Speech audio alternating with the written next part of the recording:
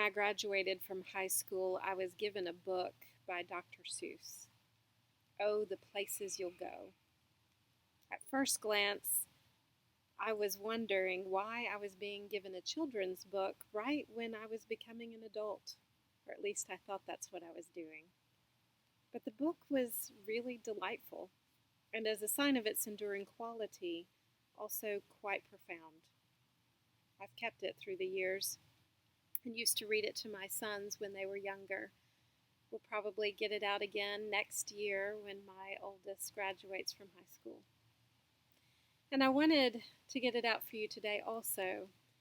I'm not going to read you the whole book, but there's a good chunk of it that I thought we would enjoy reading alongside today's gospel.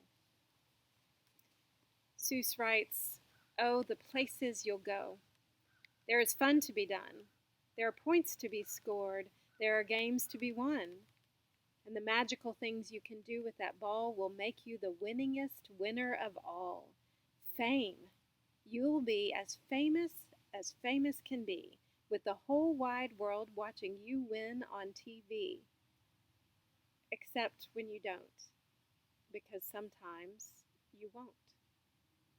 I'm afraid that sometimes you'll play lonely games too, games you can't win because you'll play against you. All alone. Whether you like it or not, alone is something you'll be quite a lot.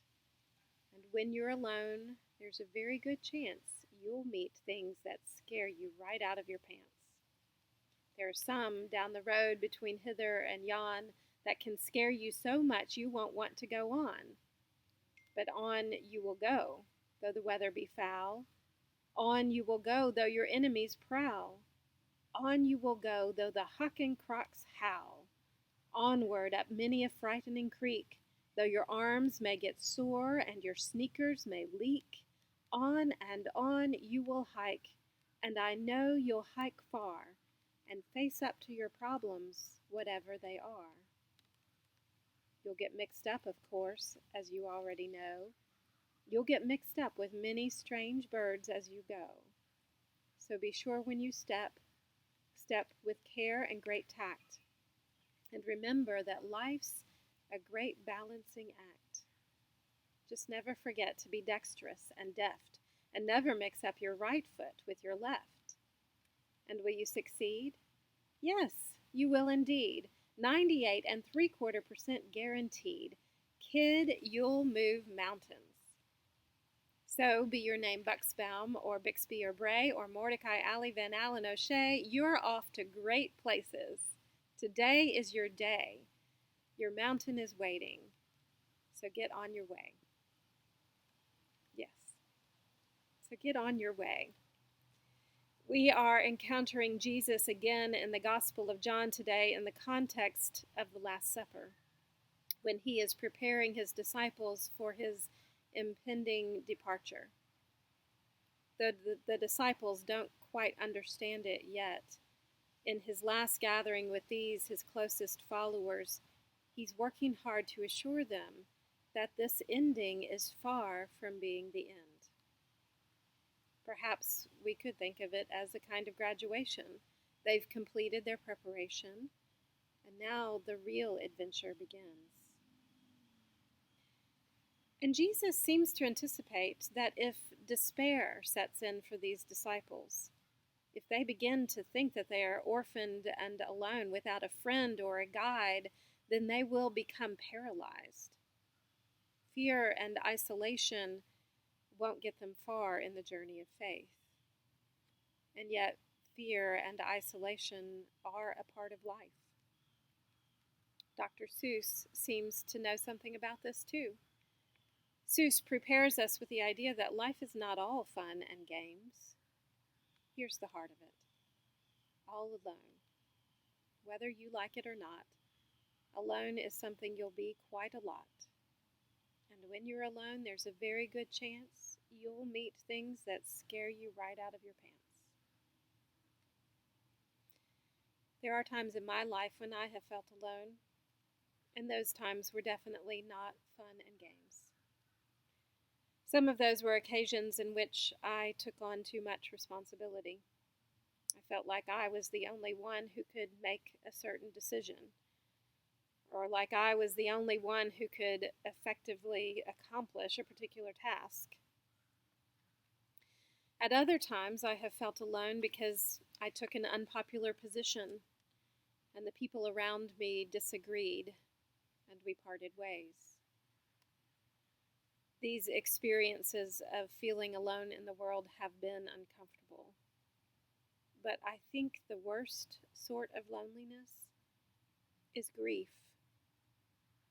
I've been there too, feeling like no one else could possibly imagine the depths of my loss. Perhaps such experiences are part of the reason I was so reluctant to do a solitary retreat. As an introvert, I actually need and appreciate a certain amount of alone time to be restored. But 99% of the time, that means an hour or two by myself reading a book, and I love that time. But a few years ago, as part of my sabbatical, I decided that I would make a solitary retreat, not 3 hours, but 3 full days by myself. I wanted an intentional time of quiet and solitary prayer to refresh my soul. It was both enticing and terrifying. I chose to go to a place called Hezekiah House of Prayer near Subiaco, Arkansas. It's a little place run by an elderly Roman Catholic nun where anyone may reserve a hermitage in which to stay by themselves.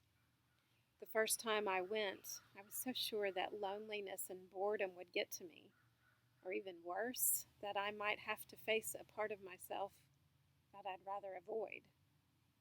Like Dr. Seuss says, when you're alone, there's a very good chance you'll meet things that scare you right out of your pants.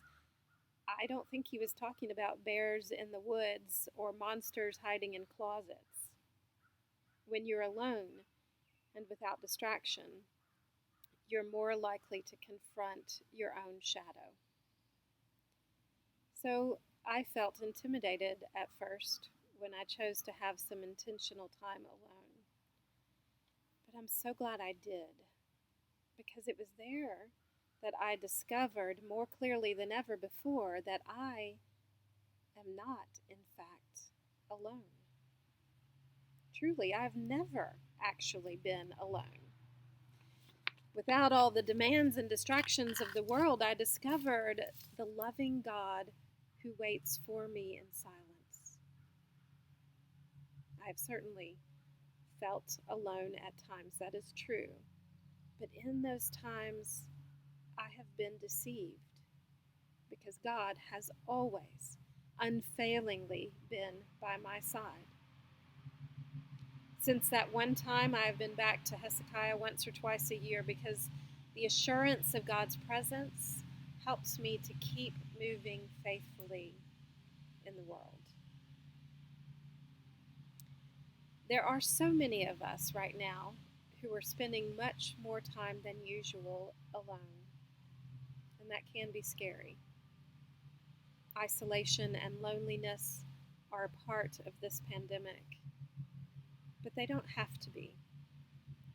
Because when we think that we are alone, when we think that there's no one that we can rely on, when we think that no one else could possibly understand the pain and the loss that we are experiencing, then we are deceived. Jesus promised his disciples that there would be an advocate, in Greek, the Paraclete, literally the one who is called to walk alongside us to help us. Our time alone, when we can let go of the demands and the distractions of this world, is truly the perfect time to discover that we are not, in fact, alone. Our advocate is with us to help us go on. Though the weather be foul, though our enemies prowl, though the Hakencrocks howl, we will go on. And yes, we will move mountains, just not by ourselves. With faith, hope and love, God will either move the mountains that need to be moved or guide us through them. And we will be walking with each other. You are not alone.